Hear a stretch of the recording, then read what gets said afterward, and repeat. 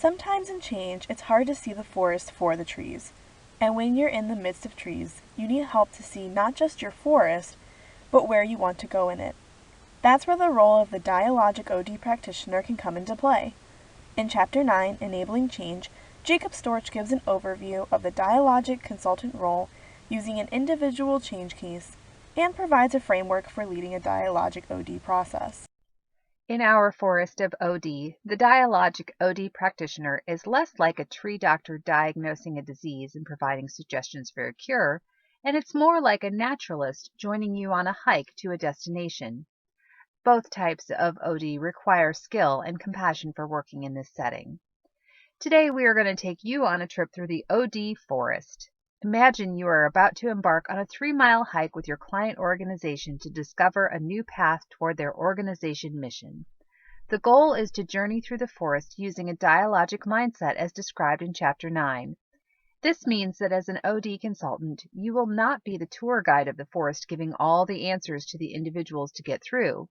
Rather, you are here to help the group experience the beauty of the hike and co-create the path with them.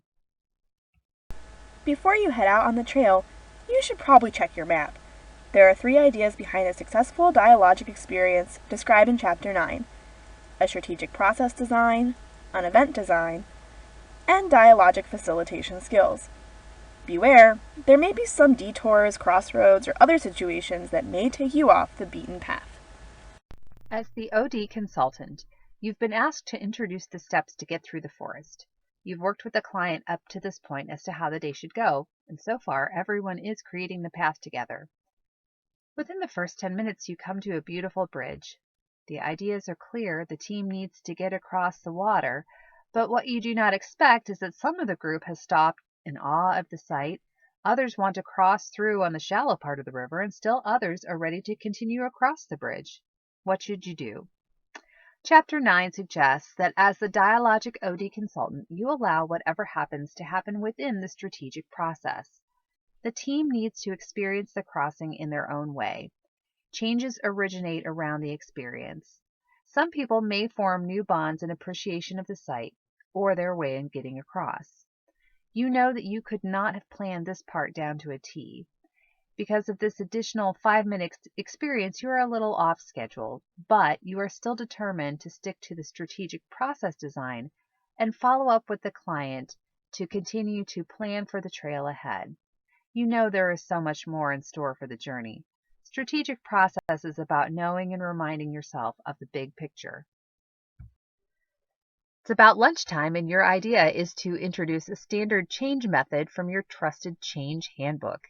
Once noon hits, you're in an area that is not made at all for the exercise you had intended, and participants seem less than thrilled with the idea, especially when they come across this beautiful archway made out of trees.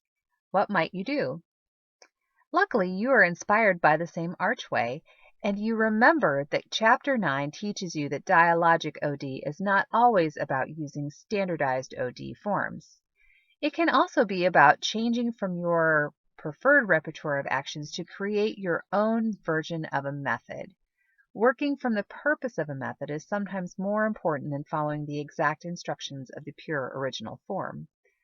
A consultant's journey is one of continued growth and education. The consultant may have set standards of methods used such as World Cafe or Open Space, but as time goes on, they learn to blend and train these pure forms of Dialogic OD into a new method.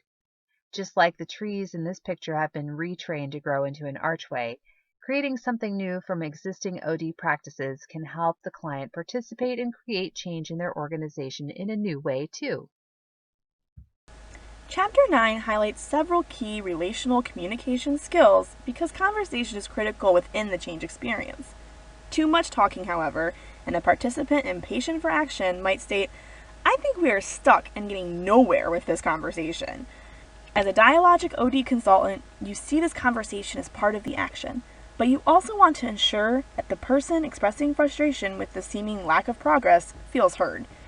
Chapter 9 suggests the first dialogic facilitation skill would be reframing the statement. Consider the image. Are they leaves getting ready to fall, or birds taking flight? As the consultant, you need to make sure you reframe the concern in a way that does not diminish the value or importance of the message. Per Storch, one way to respond could be, "Thanks for drawing our attention to our need to remind ourselves where we want to go, and that moving forward is as important in order to keep motivation high." A zipline course was part of the plan, and after lunch you come across the course. The first person in the harness just cannot imagine going across. They are afraid of the height, the lines breaking, and a continuum of other worries. As part of the exercise, you work with this individual through their doubts. They say, "I can't do this." You say, "But what would it be like if you could?" They say, "I probably will fall, or the lines will fail. I'm afraid of doing this." You may say, "How will your team view you once you've completed the course?" The hope is to get individuals to not be hesitant. Help them to understand what success may look like, whatever the situation may be. What kind of possibilities open up when they begin to imagine those options? This is how Dialogic OD uses circular questions to move beyond what a client might fear to do or might be limiting him or herself to do, considering the successful future. Everyone has now successfully completed the zip line. A few minutes down the road, there is a nice seating area. You want to give everyone the time to reflect on what just occurred. Most importantly, you want the individual that was hesitant to do the zip line hear how the others reacted to her apprehensions and success. You're going to create a reflecting team. A reflecting team is like the fishbowl experience that you've witnessed before. The idea is to give the individual another perspective without the opportunity to interrupt while others discuss what happened.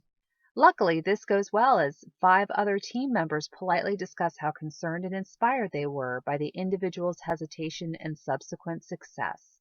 While watching the discussion, the individual also has time to reflect on what she is hearing and to see the change experience in a way that she may have missed. The author suggests using a reflecting team to help the client understand a new perspective on the issue. This is similar to the experience that we had listening into the Sisters from Mercy College discuss our proposals.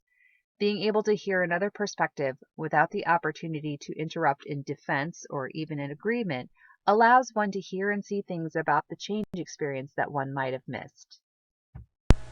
The trail has been completed. The team feels successful and they all head home. Congratulations! You have made it through an event with a dialogic mindset. But did you see it? There are ways you also affected the change. You did not know exactly what was going to happen, just like the rest of the participants. But because you are a consultant, you did not think that you would be affected by the change as well. There were times you may have responded too quickly or didn't truly focus on what was happening before you may have interjected. The Dialogic OD practitioner needs to be self-aware. They need to understand what possible meaning they will impose by any spontaneous, responsive engagement. Being carried away by one's own meaning versus what is happening with the participants may take away from their experience. Do your best to continue managing your inner responses and be present to the situation. As you may have noticed throughout our hike, the map can describe all of the points along the way, but it didn't take you anywhere that you didn't want to go. Motivation of participants is key. They have to be able to see the destination and also want to go there. Some of the techniques suggested in Chapter 9 include ways to consider this on further journeys.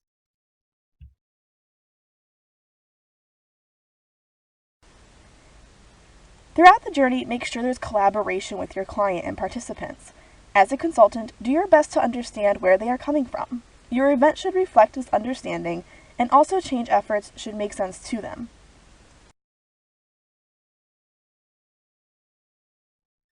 As the consultant, you need to be aware of what type of conversations you want to take place.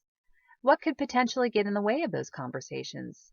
This is when you must consider the layout of the room or if people might need to eat during the OD intervention. You want to create an environment that is relaxed and allows participants to be fully engaged. Start and stop the conversation as needed to acknowledge the success of the participants or group. What did people do? Where did it happen? How did it happen? Engaging in these conversations can lead to spin-offs. Knowledge is spread throughout the group and appreciated, providing exploration into the unintended but successful learning outcomes. The activities you conduct should focus on a sense of inclusion. Everyone should not only be at the function, but needs to feel compelled to play along. The collective performance supersedes the individual performances in the end.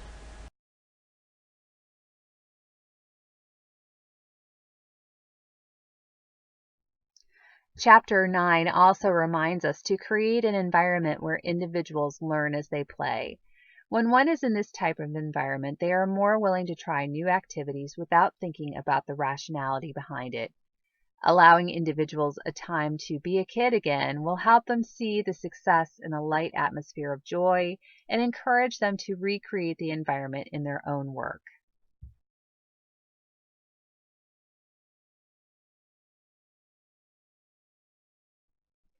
Creating a joyful and comfortable atmosphere is just as important as allowing uncertainty through the exercises. When individuals feel uncertain of what is going on, they might pull from resources not normally in their own toolbox and still understand that they can make it to the end of the journey. It encourages individuals to move from what they may be comfortable with to very complex circumstances without being distracted by the unknown. The investment of the organizational leader is critical to the success of the change initiative. The leader must engage when creating change and serve as a role model for adapting and being open to new ways of doing the work. Additionally, the leader can act as a coach for others in the organization, helping them to be better by asking great questions and encouraging them. Finally, Chapter 9 reminds us to acknowledge complexity. There's always more in and to the world than can be understood and addressed at any given moment. Knowing that the path may be murky can help the client and consultant work through these places of ambiguity and still reach the goal. Thanks for taking a walk with us through Chapter 9. We hope that we've helped you see some new ways of using Dialogic OD to enable change, and we wish you luck as you go along your own OD path.